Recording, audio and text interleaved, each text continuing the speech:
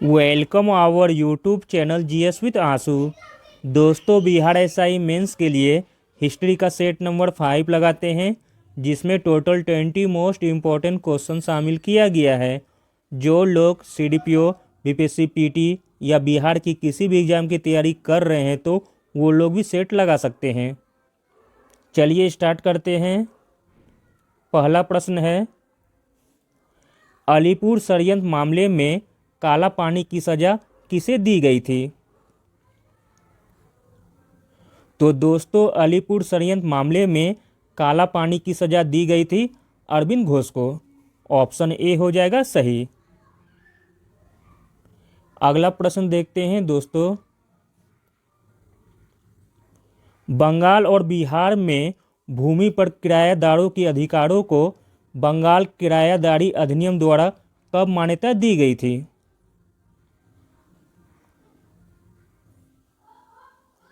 तो दोस्तों, बंगाल और बिहार में भूमि पर किराएदारों के अधिकार को बंगाल किराएदारी अधिनियम द्वारा वर्ष 1885 में मान्यता दी गई थी। अगला प्रश्न देखते हैं दोस्तों, निम्न में से किसने पहले गोलमेज सम्मेलन में हिस्सा नहीं लिया था?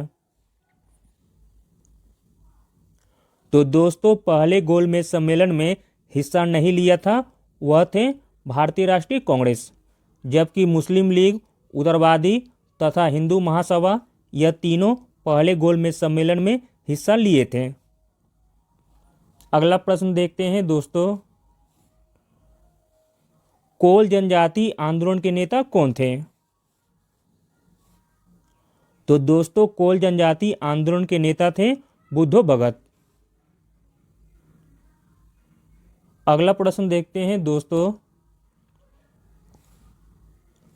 भारत के किस वायसराय के समय Indian penal code, civil procedure code तथा क्रिमिनल प्रोसीजर कोड पारित किए गए थे? तो दोस्तों, उस वायसराय का नाम है लॉर्ड कैनिंग। लॉर्ड कैनिंग के समय Indian penal code, civil procedure code तथा क्रिमिनल प्रोसीजर कोड पारित किए गए थे। अगला प्रश्न देखते हैं, लंदन इंडियन सोसाइटी की स्थापना किस वर्ष हुई थी? तो दोस्तों, लंदन इंडियन सोसाइटी की स्थापना वर्ष 1865 में हुई थी। अगला प्रश्न देखते हैं दोस्तों, 1857 के विद्रोह को अंग्रेजों ने कब पूरी तरह दबा दिया था? तो दोस्तों, 1857 के विद्रोह को अंग्रेजों ने वर्ष 1859 तक पूरी तरह दबा दिया था। अगला प्रश्न देखते हैं दोस्तों, घोड़े की नाल के मेहराब को सबसे पहले कहाँ पेश किया गया था? तो दोस्तों, घोड़े की नाल के मेहराब को सबसे पहले अलाई दरवाजा में पेश किया गया था। ऑप्शन सी हो जाएगा सही। अगला प्रश्न देखते हैं, सूफीवाद में वली शब्द निम्नलिखित में से किस शब्द का प्रतीक है? तो दोस्तों, वली शब्द प्रतीक है ईश्वर का मित्र। अगला प्रश्न देखते हैं दोस्तों, निम्नलिखित में से कौन तीसरे जैन तीर्थंकर थे? तो दोस्तों, तीसरे जैन तीर्थंकर थे संभवनाथ। ऑप्शन सी हो जाएगा सही। अगला प्रश्न देखते हैं दोस्तों, कौन सा बोधिसत्व भगवान इंद्र की तरह वज्र धारण करता है?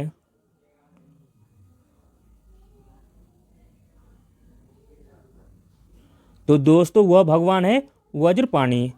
वज्रपाणि बोधिसत्व भगवान इंद्र की तरह वज्र धारण करता है। अगला प्रश्न देखते हैं दोस्तों, सविनय अवज्ञा आंदोलन की शुरुआत के दौरान निम्नलिखित में से कौन वायसराय था? तो दोस्तों, सविनय अवज्ञा आंदोलन की शुरुआत के दौरान भारत में लॉर्ड इरविन वायसराय था।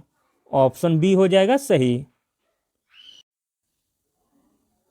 अगला प्रश्न देखते हैं दोस्तों, निम्नलिखित में से कौन व्यक्तिगत सत्याग्रह का तीसरा व्यक्तिगत सत्याग्रही था? तो दोस्तों व्यक्तिगत सत्याग्रह का तीसरा व्यक्तिगत सत्याग्रही था ब्रह्मदत्त, जबकि आचार्य विनोबा भावे पहला सत्याग्रही थे और दूसरा थे जवाहरलाल नेहरू। अगला प्रश्न देखते हैं दोस्तों, 1833 में किसके समयावधि पर महलवाड़ी प्रणाली की समीक्षा की गई थी? तो दोस्तों उस समय गवर्नर जनरल थे विलियम बेंटिंग के समय। ऑप्शन ए हो जाएगा सही। अगला प्रश्न देखते हैं दोस्तों, कोलाचेल का युद्ध किसके बीच लड़ा गया था? तो दोस्तों कोलाचेल का युद्ध लड़ा गया था डच ईस्ट इंडिया कंपनी और त्रावणकोर राज के बीच। ऑप्शन ए हो जाएगा सही। अगला प्रश्न देखते हैं दोस्तों, देवी मां की पूजा का संबंध किससे था? तो दोस्तों देवी मां की पूजा का संबंध है सिंधु घाटी सभ्यता से। अगला प्रश्न देखते हैं दोस्तों, केंद्रीय विधानसभा 1929 मामले में भगत सिंह का बचाव किसने किया था? तो दोस्तों केंद्रीय विधानसभा 1929 मामले में भगत सिंह का बचाव किया था आसफ अली ने। अगला प्रश्न देखते हैं दोस्तों, कन्नड़ साहित्य कृष्ण राय भरत किसने लिखा है? तो दोस्तों कन्नड़ साहित्य कृष्ण राय भरत लिखा है तिम्मण्ण कवि ने। अगला प्रश्न देखते हैं दोस्तों, 1913 में प्रताप अखबार की शुरुआत किसने की थी? तो दोस्तों 1913 में प्रताप अखबार की शुरुआत की थी गणेश शंकर विद्यार्थी ने। ऑप्शन सी हो जाएगा सही। अगला और अंतिम प्रश्न देखते हैं दोस्तों,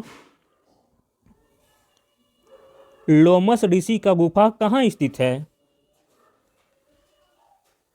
तो दोस्तों लोमस ऋषि की गुफा स्थित है गया में।